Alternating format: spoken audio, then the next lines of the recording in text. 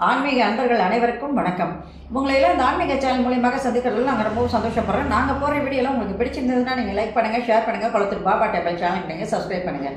நீங்களாம் என்னோட வரும்பொழுது இன்னும் நிறைய விஷயங்களை நான் சொல்ல கடமைப்பட்டிருக்கேன்.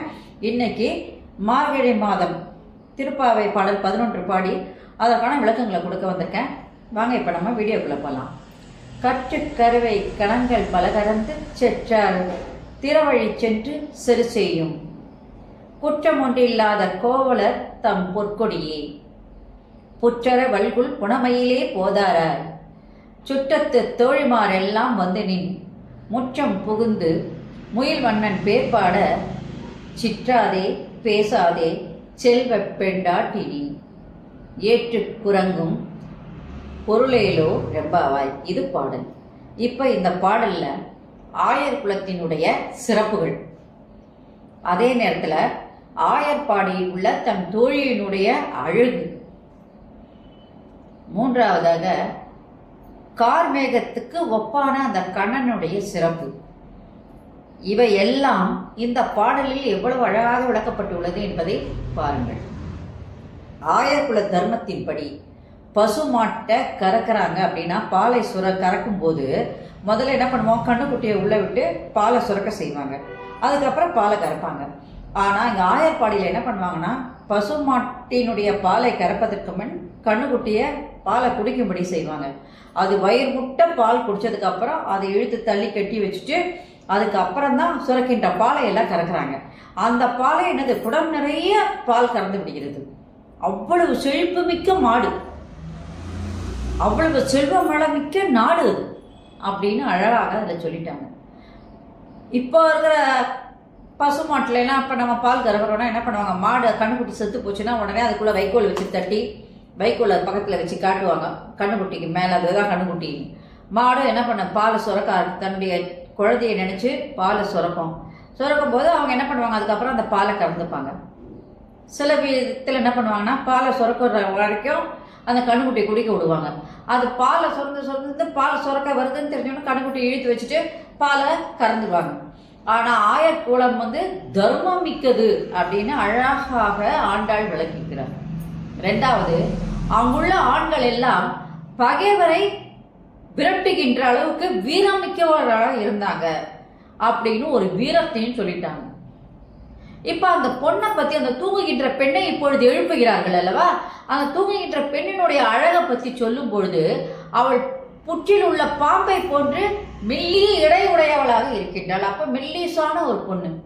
அப்ப அவள் அழகை பத்தி சொல்லும்போது பாம்புன்னா பாம்பு முகம் இல்ல, அவளா எப்படி இருக்கானா மயில் போன்று அழகிய தோற்றமுடையவளாக இருக்கிறாள் என்று சொல்கிறார்.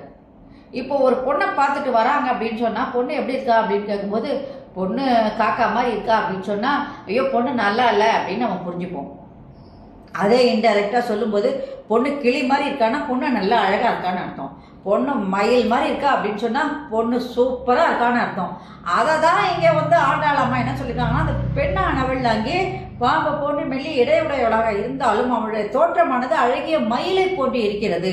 அப்பேற்பட்ட பெண்ணே நீ உடனே எழுந்து வா, உறவினர்களும் தோழிகள் எல்லோருமே இங்கே உனக்காக காத்து கொண்டிருக்கின்றார்கள்.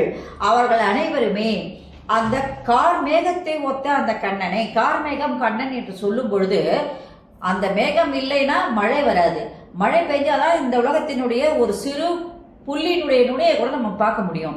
அப்ப அந்த தர்மமானது இந்த உலகத்தில் நினைக்கிற பஞ்சம் பட்டினி இல்லாம இருக்கணும்னா மழை பெய்ய வேண்டும். அப்போ அந்த கார்மேகத்தை ஒத்தவன் அந்த கண்ணன் இருந்தால் அந்த உலகமே இருக்கும். அவர் இல்லைன்னா இந்த உலகமானது ஸ்தபித்து போய்விடும். அதனால அவரை நீ தொழுவதற்கு இப்பொழுதே எழுந்து வா. நாங்கள் சொல்றதையும் நீ காதுல வாங்க மாட்டேங்கிற, எங்களுக்கு பதிலும் நீ சொல்ல மாட்டேங்கிற. இப்பேற்பட்ட ஆழ்ந்த உலகத்தை உடையவள் நீ இப்பொழுது உன்னை திருத்திக் கொண்டு கொஞ்சம் வெளியிலே வா அப்படின்னு சொல்லும்போது செல்வ செழிப்பு மிக்க பெண்ணே நீ அசையாமலும் பேசாமலும் இருந்தால் நாங்க உன்னை என்னன்னு தெரிஞ்சுப்போம் அப்படின்னு சொல்லி ஆண்டாள் நாச்சியார் அந்த பெண்ணை வெளியே வர அழைப்பதாக இப்பாடலானது அமைந்துள்ளது.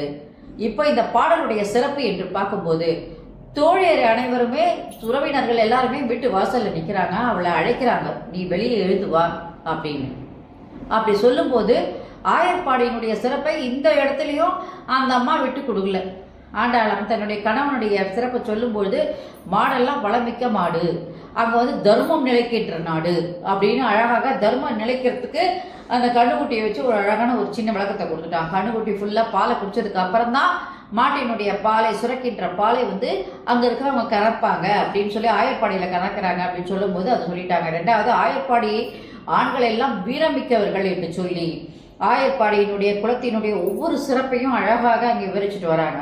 அப்போ அங்கே உள்ள பெண்ணை பற்றி சொல்லும்போது ஆயர்பாடி பெண்கள் பற்றி சொல்லும்போது தன்னுடைய தோழி தூங்குகின்றாலே அவளை எழுப்புகிறார்கள் அல்லவா, அந்த தோழியை பற்றி சொல்லும்போது அந்த அவள் வந்து பாம்பு போட்டு மெல்லிய இடையுடையவளாக இருக்கின்றாள், அவளுடைய அழகானது மயிலை போத்ததாக காணப்படுகிறது அப்படின்னு சொல்லும்போது மிக்க மட்டும் இல்லை, அழகிலையும் சரி அந்தஸ்துலேயும் சரி எல்லாத்துலேயும் ஒன்றுத்துலேயும் அவங்க வந்து குறைஞ்சவங்க இல்லை அப்படின்ற தன்னுடைய கணவனை பற்றி ஒவ்வொரு விஷயங்கள்லையும் ஒவ்வொரு பாட்டிலையும் அந்த அம்மா விட்டு கொடுக்காம பாடிட்டு தான் வருது.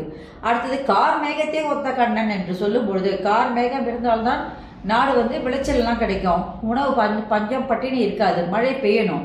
அப்போ அந்த கார் மேகத்தை ஒத்தவர் கண்ணன், அந்த கண்ணன் இருந்தால்தான் இந்த உலகமானது நிலைத்து நிற்கும், இல்லைன்னா அந்த உலகமானது அழிந்து விடும் என்பதை சொல்லி நீ எதற்காக இப்பொழுது எங்களுக்கு பதிலும் சொல்லாம எழுதும் வராம நீ இப்படி தூங்கிட்டு இருக்கியே, உடனே நீ எழுந்து விட்டு வெளியில வந்து பாரு, நாங்கெல்லாம் உனக்காக காத்துக்கிட்டு இருக்கோம். எல்லாரும் கண்ணனை நாங்க வந்து என்ன பண்ணணும், வாயார வாழ்த்தி புகழ காத்துக்கிட்டு இருக்கோம். காரணம் என்னன்னா எங்களுடைய உள்ள அழுக்குகள்லாம் நீங்குவதற்காக, அதனால் நீ எழுந்து வா என்று சொல்வதாக இந்த பாடல் அழகாக விளக்கப்பட்டுள்ளது. இந்த வீடியோ உங்களுக்கு பிடிச்சிருந்ததுன்னா நீங்கள் லைக் பண்ணுங்கள், ஷேர் பண்ணுங்கள், குளத்தூர் பாபா டெம்பிள் சேனலுக்கு நீங்கள் சப்ஸ்கிரைப் பண்ணுங்கள்.